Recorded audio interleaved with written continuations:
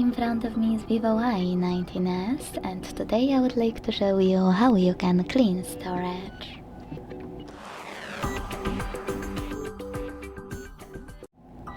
Begin by opening an app called Files that's already on your device. When you find it and click on it, select those three lines at the top left corner. Now it's time to select Clean at the top, and then click on Clean under Junk Files. Last but not least, hit Clear in the pop-up to confirm your choice. As you can see, after a couple of seconds, my storage was successfully cleaned.